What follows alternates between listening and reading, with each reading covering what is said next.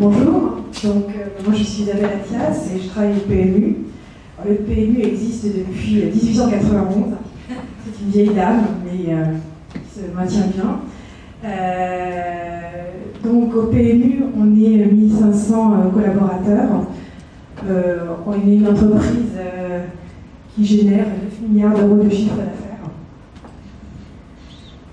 Mais on n'est pas une multinationale pour autant, on est plutôt un mode de fonctionnement proche du PME, parce que sur les 9 milliards d'euros de chiffre d'affaires qu'on génère, on redistribue 70% de nos gains aux parieurs, de nos enjeux aux parieurs. Donc parmi et le reste, on en donne 15% à l'État, un petit peu leur sécurité sociale quelque part, et on en garde 5% pour nos frais de fonctionnement, et il en reste 5% pour les sociétés des courses. Donc ça représente 250 hippodromes en France, et derrière tout ça, il y a une filière chevaline qui représente 70 000 personnes. Voilà, donc à ce titre-là, ça paraît grand, mais le PMU en lui-même a un mode de fonctionnement proche d'une PME. Notre rôle au PMU, c'est de récolter les fonds et de les redistribuer, et de contribuer à l'amélioration de la race chevaline. Voilà. Donc, on est un groupement d'intérêt économique. On est un groupement d'intérêt économique. Donc, on est sous tutelle de deux ministères, le ministère de l'Agriculture et le ministère des Finances. L'agriculture pour les chevaux et les finances pour la répartition des enjeux. Et on a souvent un président ou un PDG qui vient de la commission des comptes. Voilà. Jusqu'en 2007, donc il y a 10 ans, on était en situation de monopole. Et là, l'Europe nous a alertés, nous a dit bon, ça suffit, vous êtes une des dernières entreprises françaises à être en situation de monopole, il va falloir vous ouvrir un peu. Donc, on a ouvert les paris hippiques en ligne. Donc, on est ouvert à la concurrence en ligne sur les paris hippiques. Et on a profité de cette occasion pour développer les paris sportifs et l'activité poker. Cela dit, l'activité hippique au PMU nous occupe à hauteur de 92%, donc 92% de nos revenus sont issus de l'activité hippique. Voilà. Donc, l'activité hippique, c'est les paris en ligne et c'est les paris aussi sur le territoire au travers de 13 000 points de vente. Alors, pour remonter un petit peu dans le temps, le PMU ne s'est pas trop posé de questions sur le plan commercial jusque dans les années 90. Il avait plutôt un rôle de distributeur, il avait des points PMU partout en France, et il y avait des motards qui récoltaient l'argent, enfin voilà, ça se passait comme ça, il n'y a pas vraiment de commerciaux. Donc on a commencé à se structurer commercialement à partir de ce moment-là, donc dans les années 90. À cette époque-là, les commerciaux, il y en avait autour de 150, et ils avaient dans leur bureau des cartes Michelin avec des punaises et des fils de laine pour délimiter leur contour de secteur. Voilà.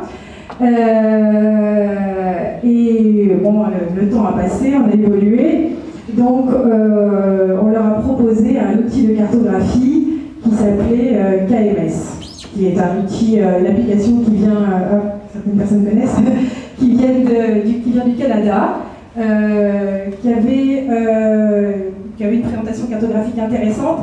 Les limites de cette présentation, c'était que le commercial pouvait utiliser ces données-là quand il était en agence, il ne pouvait pas l'utiliser sur le territoire, dans sa voiture, et il récoltait des informations, il faisait des photocopies, enfin c'était vraiment assez archaïque. Et puis en plus, c'était un outil qui était complètement indépendant de l'outil de saisie des visites. Et du coup, il y avait une mise à jour un peu manuelle, fastidieuse, voilà, ça nous prenait beaucoup de temps. En visuel, c'était intéressant, mais ça nous prenait beaucoup de temps. Le temps a passé, les commerciaux se sont équipés, enfin, on a équipé les commerciaux d'un outil de gestion des visites avec Salesforce. Donc, Salesforce est arrivé en premier. On a continué avec KMS en parallèle. Les commerciaux se sont vus équipés d'iPad. Donc à partir de là, on s'est dit, là c'est le moment. Donc on a développé l'application Galigeo rattachée à Salesforce. Et maintenant les commerciaux, au cours de leur visite, ils ont l'iPad avec l'outil Salesforce, toute l'organisation de leur visite, toute la gestion des informations, le chiffre d'affaires, tous les outils nécessaires et la cartographie associée. Voilà. Donc, au PMU, il y a 200 commerciaux aujourd'hui, il y a 13 000 points de vente. La problématique des commerciaux, c'est aussi de gérer leur visite. Ils visitent à peu près 10 points de vente par jour. Et au PMU, on ouvre un point PMU par jour, en moyenne. Donc il y a aussi une problématique de prospection importante. Et donc, avec la cartographie, on leur fournit des informations sociodémographiques, des informations de potentialité faciles pour les aider à prioriser leur visite de prospection. Voilà. Donc, les commerciaux ont Galigéo depuis maintenant à peu près 1 an. Équiper et former 200 commerciaux à Galigéo, c'est quelque chose qui se fait pas en un jour. Donc en fait, on a formé au démarrage les responsables régionaux qui après ont été formateurs relais auprès des équipes. Et puis il y a des personnes qui ont plus de facilité, hein, comme pour nous, qui ont plus de facilité avec l'informatique et avec les outils que d'autres. Donc à partir de là, pour les aider à poursuivre et à maintenir cette application, on leur a fourni aussi des tutos pour les aider aussi. Donc la mise en place, moi j'étais pas au démarrage de mise en place, c'était plutôt Ken qui s'occupait de ça, mais je crois que ça a pris, je ne saurais pas vous dire, peut-être 6 mois à peu près. Mais je sais dès que Salesforce est arrivé au PMU, on était déjà en contact, on s'est questionné longtemps, on avait KMS. Donc, et puis dès que ce qui nous a un peu forcé la main, c'est le fait que les commerciaux avaient les iPads et que KMS n'était pas compatible avec les iPads. Donc voilà, ça nous a permis de franchir le pas. Et le gros avantage, nous, en tant que direction commerciale, c'est que comme les données étaient directement connectées, les données géographiques étaient complètement rattachées aux données Salesforce, on était épargnés de toutes les mises à jour pour remettre à jour quand on mettait à jour les données KMS. Et que le commercial aujourd'hui, dès lors qu'il ouvre un point PMU, dès lors qu'il en voit un qui ferme, dès lors qu'il voit un fonctionnement différent, enfin il le voit tout de suite sur sa carte, et puis il a vraiment la géographie de ce qui peut se passer. Nous, on a besoin de suivre nos points de vente vraiment quasiment jour le jour, pour suivre nos parieurs. On a aussi parfois des parieurs qui se promènent, donc on peut vraiment les voir, les suivre selon leur activité. Voilà, donc là, c'est une copie écran qui me rappelle beaucoup l'exemple de nous, c'est quasiment à peu près la même chose. Donc, on essaie de leur donner des informations synthétiques à travers des petites étiquettes comme ça, où ils voient tout de suite, alors, les chiffres d'affaires sont masqués parce que déontologiquement, j'avais pas trop le droit de le laisser, mais les commerciaux voient tout de suite, lorsqu'ils sont en visite, l'évolution du chiffre d'affaires de leur point de vente et des points de vente voisins. Voilà, il y a vraiment une interaction des points de vente les uns avec les autres. Donc ça c'est important. On entend quand même, Isabelle, que plus on s'éloigne de l'église, plus le chiffre d'affaires augmente. Ouais. Je ne sais pas si on tirer de son, je ne sais pas. Vous ne prononcerez pas. Voilà. Donc, que vous dire de plus?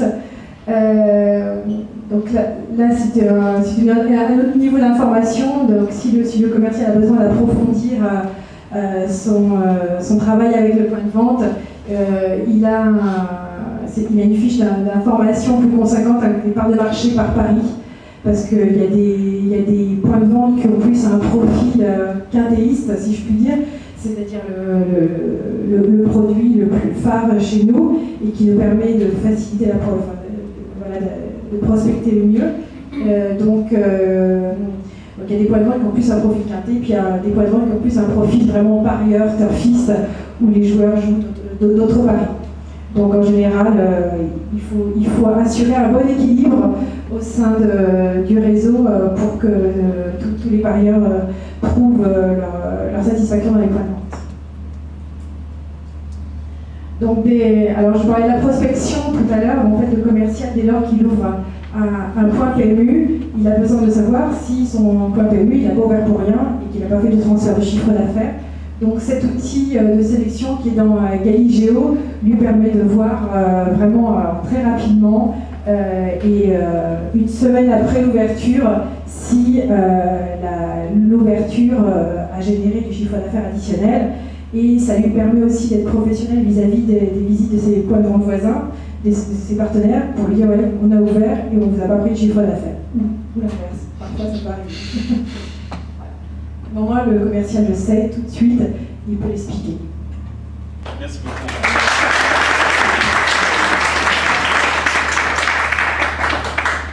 Je n'ai pas de tuyau pour aujourd'hui, désolé. On prend des questions. Ouais, moi j'en ai une parce que Isabelle, vous n'avez pas évoqué en fait la façon dont vous gérez les territoires aujourd'hui de vos commerciaux. La structure, c'est-à-dire de... Non, comment est-ce que vous déterminez la sectorisation commerciale? Comment vous allez la déterminer? Alors chaque année ça change, en fait chaque année les secteurs commerciaux changent de façon plus ou moins révolutionnaire, ça dépend en fait des projets de l'entreprise. Et donc par exemple là pour l'année 2018, on doit plus axer sur l'évolution du chiffre d'affaires que le développement des points de vente. En fait, en 10 ans, on a quasiment doublé le nombre de points de vente. Et là, on s'est dit, bon, cette année, on va stabiliser les choses et on va plutôt axer sur vraiment travailler le point de vente, travailler avec lui et l'aider à développer encore plus de chiffre d'affaires. Donc, la sectorisation, elle se réorganise autour de ça. Et en fait, on propose à chacun de nos responsables de secteur un panel, enfin une organisation, un panel de points de vente, de façon à ce qu'il y ait à la fois des points de vente en milieu urbain, en milieu rural, voilà. On organise comme ça. Donc, c'est nous, enfin en centrale, qui faisons des propositions. Et après, on échange avec nos agences, parce qu'on a 200 commerciaux qui sont gérés au travers d'une vingtaine d'agences. Et à partir de là, on dessine les secteurs commerciaux via Galigeo. Un outil, j'ai compris où tu voulais y aller, qui s'appelle Territorial, c'est ça? C'est ça, merci. Voilà. Donc, on redessine les territoires comme ça. Et après, ils sont directement alimentés dans Galigeo et la carte des secteurs commerciaux se dessine tout de suite. Donc on n'a pas besoin de dataloader, d'alimenter une base, etc. supplémentaire. Et ça se fait tout de suite. Et après, toujours en cours d'année, il y a des ajustements au gré des mouvements des commerciaux. Donc parfois, on recalibre les territoires et ça se fait tout de suite en live. Donc on parle de l'IRIS. Donc pour ceux qui connaissent, enfin, je pense que je ne parle pas chinois quand je dis ça. Donc on parle de l'IRIS, on redessine et tout de suite le contour du territoire on voit tout de suite et puis après tout est changé dans la base, dans la fiche point de vente, dans le nouveau secteur associé, etc. Merci. Désolée. Oui, bonjour. J'ai une question qui est un petit peu double aussi pour l'intervenant de nous, Vincent, je crois. Comment vous réconciliez justement l'évolution territoriale, l'évolution administrative des communes avec les données de Galigeo? Lorsqu'il y a des fusions de communes, lorsqu'il y a des disparitions de communes, chaque année il y a quelques modifications, ça crée des blancs, me semble-t-il. Est-ce que vous avez des personnes qui sont dédiées à la resectorisation ou comment vous faites? On ne fait pas, en fait, on garde les anciennes bases. Enfin, pour notre rayon à nous, parce qu'en fait, ces regroupements de communes n'ont pas trop de signification pour nous. En fait, ça ne change pas trop notre... voilà, ça ne nous empêche pas de fonctionner pour autant. Donc c'est vrai qu'on a perdu 1000 communes, enfin on a perdu. Et on est passé de 36 000 à 35 000 communes, je voulais dire les choses comme ça. Et en fait, ça n'a pas trop impacté le travail des commerciaux. Et puis nous, on s'est dit, on va simplifier au mieux. Et on est resté avec une base de 36 000 communes et 50 000 iris. Voilà, et ça ne nous a pas perturbé plus que ça. Voilà. On a décidé de poursuivre comme ça pour le moment. Voilà. On a d'autres sujets qui nous plus prioritaires qui nous intéressent et ça ne fait pas partie des priorités. Voilà.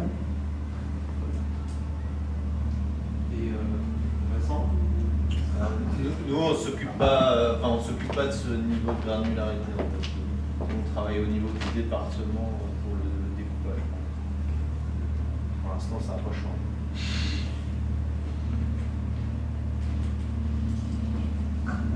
Isabelle, j'avais aussi une question sur l'adoption, parce que lorsqu'on parlait de la représentation, tu m'expliquais en fait que chaque commercial avait un peu ce tableau de bord également, pour voir, je laisse un peu plus développer cette idée. Quand on était avec KMS, c'est ça Oui, en fait, on parlait avec les vidéos, tu m'expliquais en fait que chaque commercial avait un peu ce tableau de bord pour un peu voir où il en était en fait, par rapport à une vente, à la performance, au chiffre d'affaires, et vraiment suivre mois par mois en fait l'évolution. Voilà. Donc, je vois pas trop où tu veux que j'aille, mais je vais essayer de répondre quand même. En fait, c'est vrai que quand on a eu, à un moment donné, on travaillait avec Salesforce d'un côté et notre outil de cartographie qui était KMS de l'autre côté et qui pouvait utiliser seulement quand ils étaient en agence. Donc en fait, c'est vrai qu'avec Salesforce, ils avaient toutes les présentations de points de vente. Quand ils arrivaient dans un point de vente, ils avaient une fiche point de vente qui permettait d'avoir tout le travail, enfin toute la répartition du chiffre d'affaires, où est-ce qu'ils avaient performé, s'ils avaient plus à pêcher l'après-midi, matin, il y avait plusieurs indicateurs d'analyse. Et c'est vrai que le commercial utilisait essentiellement la cartographie pour la densification, c'est-à-dire que l'ouverture de nouveaux points de vente.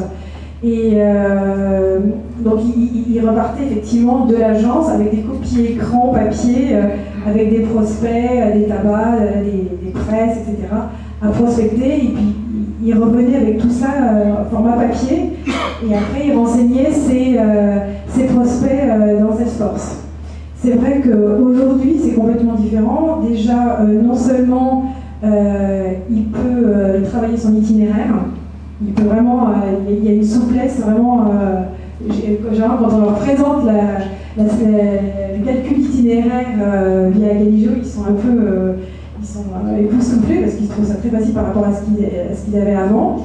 Et le fait de pouvoir le basculer dans le calendrier aussi, Salesforce, c'est aussi un gain de temps énorme pour eux. Et puis après, ils ont dans Salesforce renseigné tous les prospects qui veulent visiter. Donc ils peuvent associer aussi à leur visite les prospects. Donc non seulement c'est un outil de pilotage pour eux en tant que commercial terrain, pour bien positionner leur point PMU actuel et les prospects pour voir quel est le meilleur emplacement possible. En plus derrière, nous à travers l'IRIS et la commune, on leur remonte plein de thématiques et plein d'informations sur les potentialités, en leur disant, bah voilà, si tu ouvres dans ce prospect-là, tu feras peut-être un peu plus de quinté, un peu plus de chiffre d'affaires, etc. Donc ils ont vraiment des informations très riches là-dessus. Et puis pour le manager agence, lorsque lui, il a une réunion à réaliser et qu'il a besoin de montrer les axes de progrès de l'agence, il a tout de suite en live ce qu'a fait le commercial via Galigio. Voilà, je ne sais pas si j'ai répondu correctement à la question. Parfaitement, merci. Merci beaucoup Isabelle. Avec plaisir. Et merci également à Ron. Je vous remercie aussi également. Merci.